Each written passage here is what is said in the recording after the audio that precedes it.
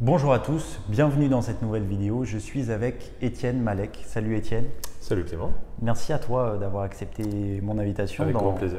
Dans ces nouveaux locaux. On va parler de toi, on va parler de ton parcours, de ce que tu as fait aussi. Et la première question que je vais te poser, c'est d'où vient cette passion pour l'horlogerie? Alors cette passion pour l'horlogerie, elle m'est venue il y a de ça à peu près 15 ans. Ouais.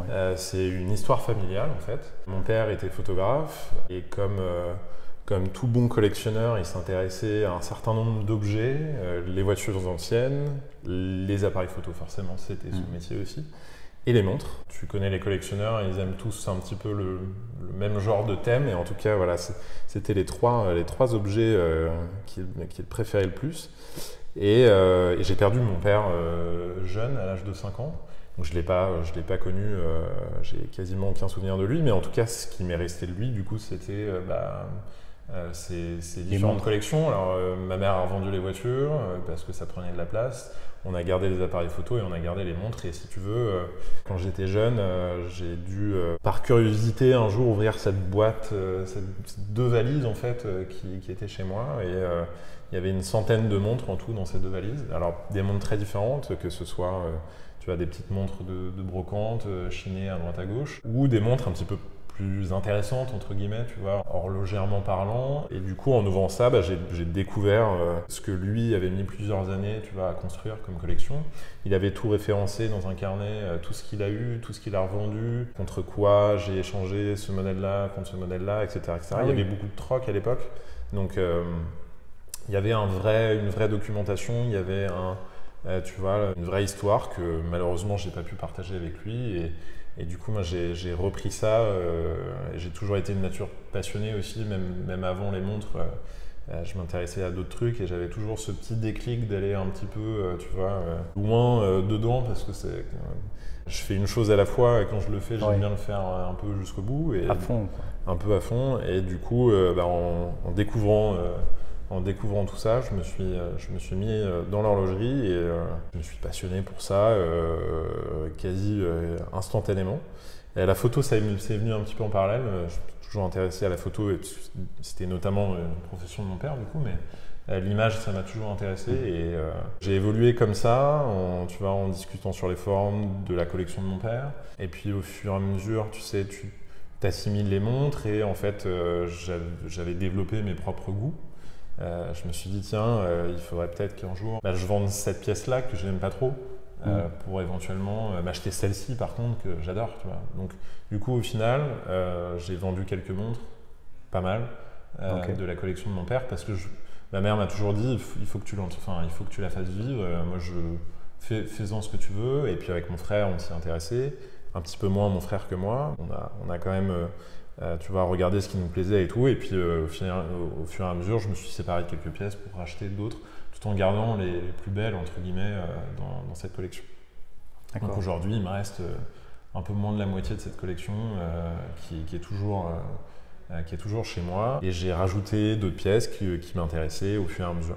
Donc j'ai nourri cette passion-là comme ça pendant des années et du coup j'ai rencontré pas mal de gens à travers cette passion-là parce qu'on faisait des rendez-vous de passionnés, rendez-vous de collectionneurs ici. Donc ces rencontres-là m'ont, tu vois, nourri aussi et m'ont permis de découvrir un réseau et puis de partager l'histoire avec d'autres gens et puis de connaître l'histoire des autres parce que c'est toujours une histoire d'horlogerie chez chacun d'entre eux. Donc ouais, j'ai fait pas mal de rencontres dans ce milieu-là et en fait au fur et à mesure de mes études, on a monté une autre boîte avec deux de mes potes à trois, une boîte qui s'appelle Résine, c'est une boîte de lunettes. On vendait des lunettes matériaux naturels. On a commencé par le bois, puis en fait on a fait plein d'autres matières après. Et en fait dans la création de cette première boîte, j'ai eu l'opportunité un jour, par une connaissance, de rencontrer un Français qui s'occupe de la production des montres à l'étranger à Hong Kong. Et en fait cette personne-là me propose un jour, est-ce que ça t'intéresserait qu'on fasse des prototypes?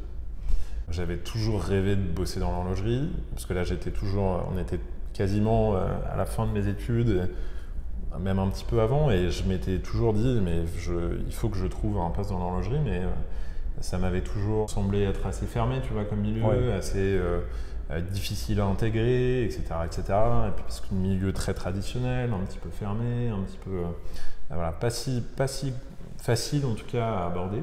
Et on avait déjà monté la première marque un petit peu pour s'amuser, au début pour s'amuser, et puis en fait ça s'est professionnalisé très vite. J'ai rencontré cette personne-là du coup au bout de 3 ans d'activité avec Résine, donc on avait déjà un petit peu d'expérience.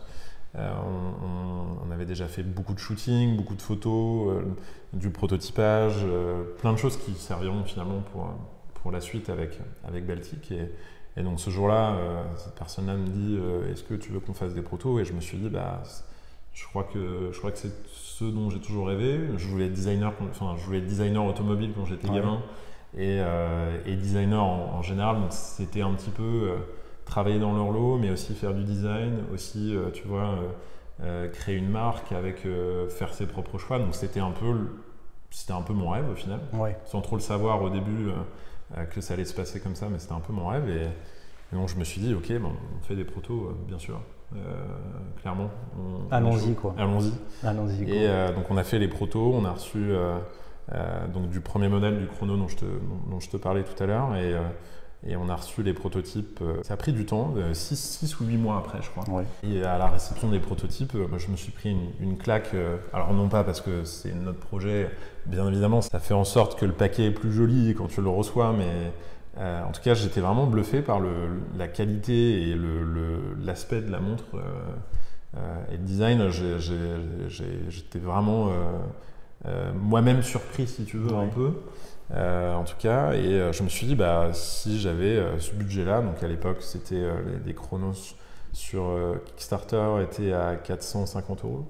Je me suis dit, si j'avais ce budget-là, je prendrais ça aujourd'hui. Oui. Et puis l'idée, c'était après la préparation de mes prototypes, finalement de sonder un petit peu ce que les gens en pensaient, parce que des fois tu aimes bien un truc et en fait tu ne le partages pas avec les autres parce que les autres comprennent pas trop ce que toi tu veux faire, et puis c'est difficile, tu sais, quand tu fais un projet, il faut de réunir autour de toi, c'est pas si facile. Et donc on a montré les prototypes, on a fait essayer les prototypes et on a eu que des bons retours quasiment, et donc on s'est dit allez, on fait le Kickstarter, on fait la préparation du Kickstarter à fond.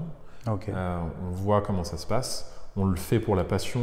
On avait, comme je te disais tout à l'heure, on n'avait pas de but si ce n'est de juste se faire plaisir et d'essayer de faire un truc. Et là, vu que c'était un projet passion, tu vois, j'y étais à 150% tous les jours, tout le temps. Et en me disant, c'est peut-être l'opportunité d'une vie. Et puis c'est juste, de toute façon, c'est l'opportunité de se faire plaisir et Bien sûr. de faire un joli produit et de s'amuser, quoi. Donc on a fait ça, et puis finalement le Kickstarter a très bien fonctionné. Ouais. Et ça a été le début de l'aventure Baltic depuis maintenant 4 ans, un peu plus. C'est fou. Et est-ce que pour créer Baltic, enfin pour arriver là où tu es, concrètement, est-ce que tu as dû faire beaucoup de sacrifices, que ça soit professionnel ou personnel? Des sacrifices, quand on est entrepreneur, il y en a forcément à faire. Sacrifice, c'est du temps. Après, moi, j'ai toujours été passionné, ça veut dire qu'à chaque fois que je fais un truc, je m'investis beaucoup. Passionné de vélo à un moment, et j'en faisais beaucoup, je faisais que ça, et puis je réfléchissais que comme ça. Et puis après, il y a eu l'horlogerie, où là, ça a remplacé tout, et puis je pensais plus qu'à ça. Il y a toujours un peu l'aspect obsessionnel, si tu veux. Et donc ça, c'est un sacrifice en soi, parce que l'obsession, la passion, ça mord un petit peu sur ton temps personnel, ça mord un petit peu sur, de temps en temps, un petit peu partout. Financièrement parlant aussi, tu fais des trucs que tu ne devrais pas faire, tu achètes des trucs que tu n'aurais peut-être pas dû acheter non plus. Voilà, il y a toujours des sacrifices. Là, les sacrifices pour monter Baltic et pour monter Résine Avance, c'est des sacrifices de temps, c'est des sacrifices investissement en énergie, financièrement parlant aussi, même si, tu vois, on a toujours fait ça. On a monté la première boîte en étant étudiant. Ouais. On a monté la deuxième en ayant une première boîte qu'on a montée en étant étudiant. Donc on avait toujours un petit peu, si tu veux, le mode de pensée de se dire on a peu de moyens, on a très peu de moyens, faisons avec ce qu'on a, essayons juste de faire au mieux, d'y mettre du sien, d'y mettre de la passion, et le reste on verra. Tu vois, on n'avait pas, c'est pour ça que je suis toujours persuadé que monter une boîte, il faut le faire jeune. Enfin, tu peux le faire toute ta vie, mais tu fais moins de sacrifices. Moins à perdre. Tu fais moins de sacrifices quand tu es jeune parce que tu n'as rien à perdre. On n'avait déjà rien, donc logiquement, on ne pouvait rien perdre. On perd rien. Voilà. Donc c'était C'était sûrement moins de sacrifice peut-être que si on avait fait ça plus tard. Le sacrifice, c'est de s'y mettre à fond et c'est de pas l'impression de perdre son temps, de vraiment dire j'investis dans ce que je fais corps et âme tout le temps, en espérant que ça prenne. Et puis si ça prend pas, on fera autre chose. Ouais, bah oui. On s'amusera autrement. Donc sur Kickstarter, tu lèves quelques centaines de milliers d'euros en quelques jours. 300 000 euros la première journée, Okay. Et en tout 515 000 je crois en 40 jours. Ok. Qu'est-ce que ça fait? Enfin, ça fait bizarre. Le moment, ouais. Non, ça fait bizarre puisque du coup on avait bien préparé la campagne de Kickstarter. On avait fait ce que je te disais tout à l'heure, du coup beaucoup de rendez-vous. Au début en fait, je montrais ces fameux prototypes du coup à mon petit réseau de potes d'horlogerie, tu vois, où je leur demandais un petit peu leurs avis. Et puis au final, les premiers sont venus, m'ont dit tiens c'est marrant, mais moi je connais un mec qui aimerait bien, je pense, donc je vais l'appeler, je vais lui dire de passer les essayer. Et puis au final, au fur et à mesure, de plus en plus de gens sont venus, et puis à la fin, d'ailleurs quasiment au début, mais je commençais à plus connaître les gens qui venaient en rendez-vous, qui m'appelaient pour dire je viens voir ce que vous allez sortir sur Kickstarter et j'aimerais bien les essayer. Et en fait, au fur et à mesure, on a automatisé un petit peu ce processus-là. Tu pouvais aller sur le site, prendre rendez-vous, venir les essayer. Et entre janvier 2017 et avril 2017, donc l'année de la sortie, j'ai fait 250 rendez-vous au bureau qu'on avait, donc les bureaux de résine qui étaient notre première marque. Donc je faisais ça en parallèle. Mes associés bossaient sur résine qui était déjà en développement et moi je m'occupais, je me suis pris 6 mois en parallèle dans le même bureau pour développer le Kickstarter en gros. Okay. Enfin, pour préparer le Kickstarter. Et donc ces 250 rendez-vous-là, il y avait dans ces rendez-vous-là, il y avait des mecs qui venaient des États-Unis, qui étaient là pour faire du tourisme, se balader à Montmartre, mais qui faisaient quand même un petit crochet pour venir essayer les montres chez nous. Donc c'était marrant, tu vois, de voir des gens de Singapour, des États-Unis. On a eu des gens d'un peu partout qui sont venus et qui voulaient les voir. Donc on avait des indices qui nous laissaient penser que ça allait peut-être relativement bien prendre, mais pas autant.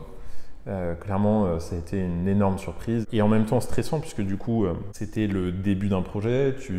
La première journée, on fait 300 000 euros de chiffre d'affaires, donc de prévente, ce qui était une énorme récompense et ce qui était absolument inimaginable, tu vois, pour nous quand on se remettait au début du projet.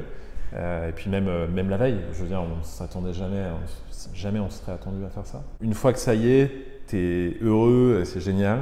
Et en même temps, c'est stressant parce que c'est le début de l'aventure et là, il n'y a pas de retour en arrière possible. On ne peut pas dire ah ouais, non mais finalement on va peut-être faire autre chose. Est-ce qu'on est sûr de ça, de ci, de ça? Là tu le fais et puis il faut livrer dans 8 mois. Voilà. Donc du coup on s'est attelé à la production, on a fait la production, on a tout fait assembler en France comme aujourd'hui et on a livré en décembre et janvier presque sans retard, presque.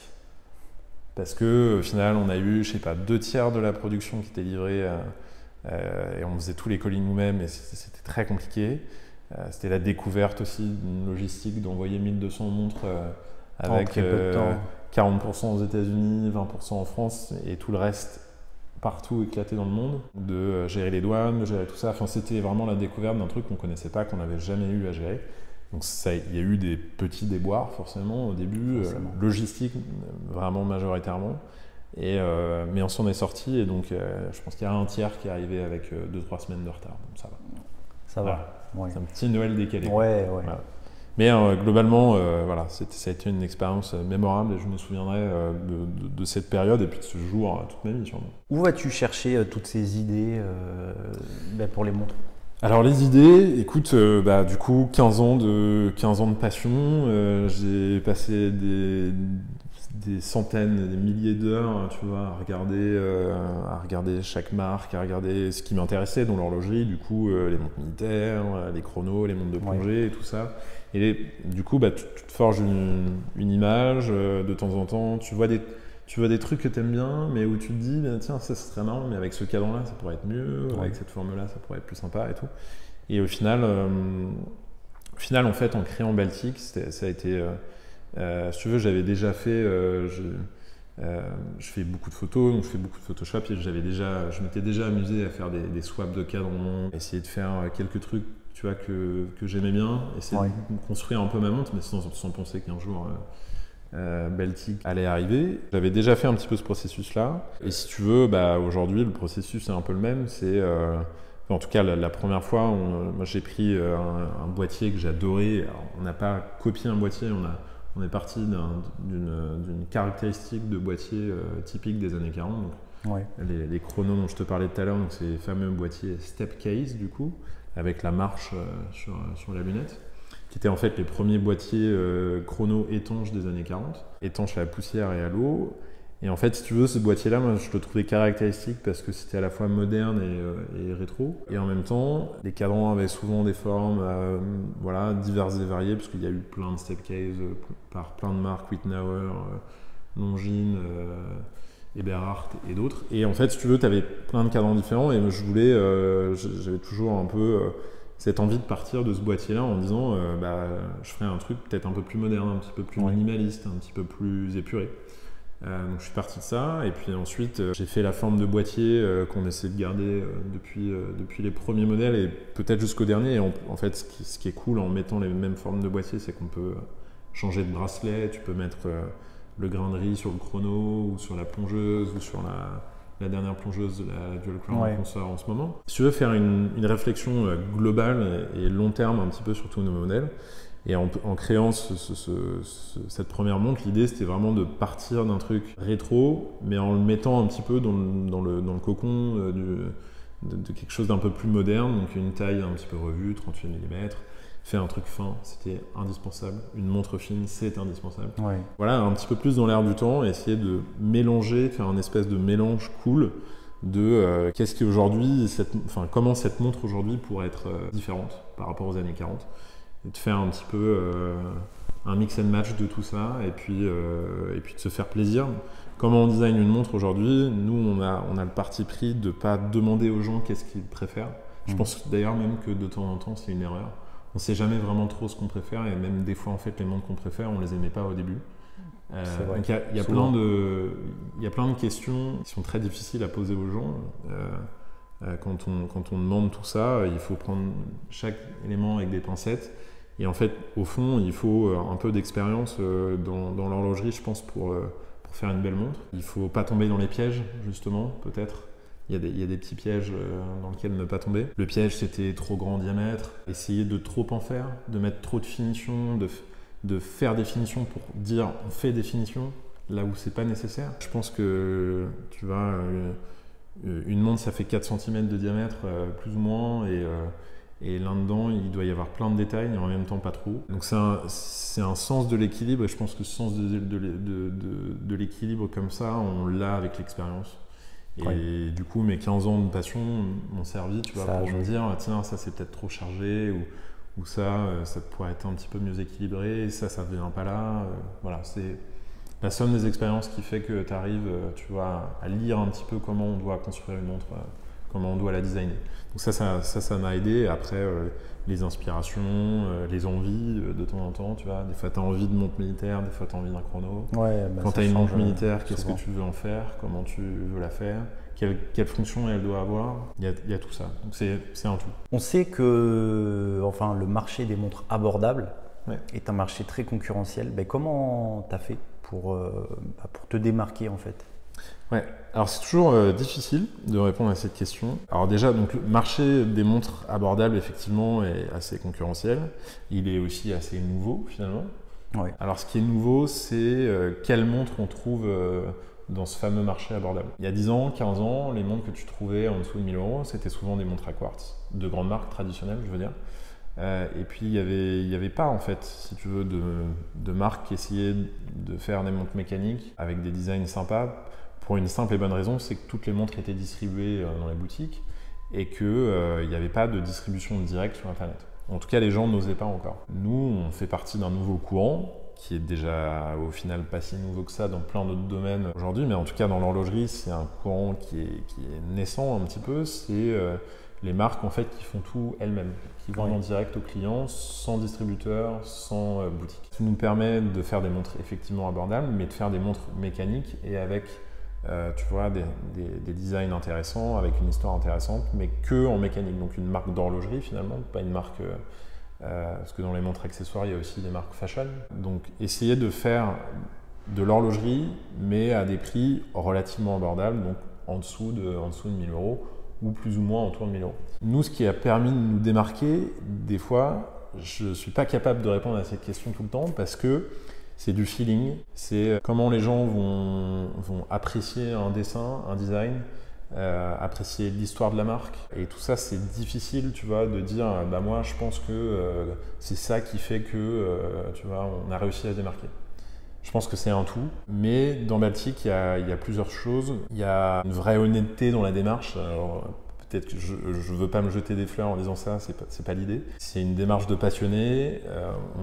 On a toujours fait ce qu'on fait par passion, sans autre but que juste s'amuser et de se faire plaisir en horlogerie. Et du coup, ça, je pense que parfois, ça se ressent un peu, tu vois, dans la démarche. On essaie d'être sincère dans tout ce qu'on fait. On essaie de rien cacher à personne, de ne pas jouer sur des termes ambivalents. Tu vois, on fait tout assembler en France, mais on fait produire tous les composants à Hong Kong, sauf quelques trucs, les bracelets qui sont faits par une entreprise française et ce genre de choses. Mais en tout cas, voilà, on essaie vraiment de dire, tu vois, on fait une démarche limpide, sincère, où bah, si t'aimes bien, c'est cool, viens prendre un café, prends une heure ici pour discuter avec nous. Si t'aimes pas, tant pis, peut-être qu'un des designs futurs te plaira et tant mieux. Mais voilà, on essaie de se démarquer par les designs en essayant de faire des choses simples, bien pensées, sans fioriture, par la démarche sincère, en étant limpide avec tout le monde, en essayant d'être simple, fluide dans ce qu'on fait, et en essayant aussi, tu vois, de s'amuser sur l'image de marque, donc essayer tu vois, de faire des vidéos de milieux qui nous plaisent. On fait de la plongée tous les trois et tu vois, c'est un milieu qu'on aime profondément, et du coup on essaie de faire des belles choses. Quand on parle de monde de plongée, on s'intéresse aux autos anciennes, on essaie de faire la même chose dans ce milieu-là, et on essaie de raconter des histoires et de se faire plaisir en les racontant. Donc je pense que c'est un tout, mais c'est difficile de dire c'est cet élément-là, quoi. C'est un tout. Normal. En tout cas, on espère qu'on a réussi vis-à-vis de tous les gens qui nous connaissent à essayer de monter une image de marque un petit peu particulière et de se démarquer un petit peu. Et on a de la chance, ça marche bien. Donc je pense on commence, tu vois, doucement, parce que c'est long, c'est un travail de longue haleine. On commence à trouver notre place quelque part. On commence à avoir une image un petit peu plus mature maintenant, un petit peu plus fondée, ancrée, solide. Et écoute, on va continuer un petit peu dans cette trame-là, et puis on verra ce qui se passe. Ben, quel est ta montre préférée? Si tu peux... C'est une autre question difficile. Ouais. Si tu peux en choisir une. Alors, c'est compliqué. J'ai toujours eu des envies. Et tu sais, dans l'horlogerie, tu as des thèmes souvent. Et puis des fois, tu ouvres un thème en disant, tu vois, les montres militaires, en ce moment, j'adore, je sais pas, il y a un truc, un charme, une prestance, un truc. Mais je dirais que je peux te faire un top 3 quand même. Oui, bah oui, bien sûr. Allons-y sur un top 3. Il y a une montre spécifiquement, du coup, qui a toujours... et c'est la première montre que je me suis achetée, c'est une Rolex GMT. Okay. J'ai eu la chance d'acheter cette montre, donc j'ai une 16750 du coup, de 89. Et cette montre-là, elle remplissait tout ce que j'aimais bien dans l'horlogerie, l'envie de voyage. Je voulais être designer auto quand j'étais gosse et quand j'étais gamin, mais j'ai aussi voulu être pilote, comme je pense 3/4 des gamins. Ouais. Et j'ai eu la chance de voyager un petit peu pendant mes études. Et en fait, tu vois, cette montre, elle était sportive, étanche. Elle faisait penser, tu vois, à l'univers de l'aviation. Ouais. Elle mélange tout ce qui est cool, je trouve, dans une montre. Elle est sportive, elle fait penser au voyage, parce que c'est une montre de pilote, c'est une montre de globe-trotter. Elle est fun, parce qu'il y a 2 couleurs. Ouais. Et puis c'est Rolex, du coup, c'est génial. Et donc j'ai eu la chance de m'acheter ça en vendant quelques montres de mon père à l'époque. Puis c'était moins cher qu'aujourd'hui, beaucoup moins cher, tant mieux. C'était plus abordable, c'était moins délirant. Et du coup, je me suis acheté cette montre pour me faire plaisir. Donc je dirais que ça, la Rolex GMT, c'est vraiment la montre que je préfère un petit peu aujourd'hui. Après, ouais. Dans les montres de mon père, j'ai une Spin Master 2998 qui aussi me fait penser à l'aviation, conquête spatiale. Pas mal, ouais. Même si c'est une antérieure, du coup, c'est une montre que j'admire particulièrement. Et j'ai une 3e montre très particulière qui est aussi dans la collection de mon père, qui est sûrement ma montre favorite habillé. C'est une Omega en 321. Donc c'est un chrono un peu comme la Speedmaster, c'est le même mouvement. 36 mm en or rose avec un cadran épuré qui est absolument sublime.